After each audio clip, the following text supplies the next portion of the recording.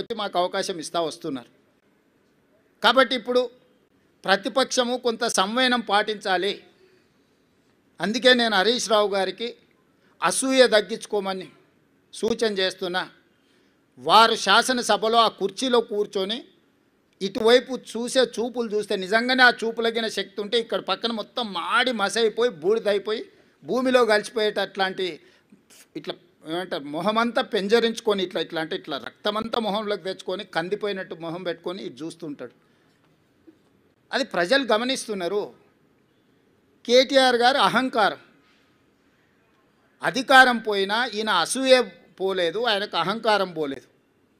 వీళ్ళిద్దరి నాయకత్వాన్ని ప్రజలు ఆమోదిస్తారని వీళ్ళు ఎట్లా భావిస్తున్నారో నాకు అర్థం కాలే.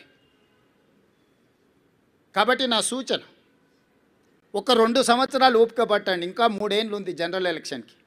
చివరి సంవత్సరంలో రాజకీయాలు చేద్దాం. 2 సంవత్సరాలు సహకరించండి. ప్రతిపక్షంగా మీరు సూచన చేయండి, సమస్యల్ని లేవనెత్తండి, ప్రభుత్వానికి విజ్ఞప్తి చేయండి, అవసరం అనుకుంటే నిరసన తెలపండి, ధర్నా చేయండి. ప్రజా సమస్యల మీద మాకు అభ్యంతరం లేదు, మేము అనుమతులు ఇస్తున్నాము. చట్టసభలలో చర్చలు చేయండి, ప్రభుత్వాన్ని ప్రశ్నించండి.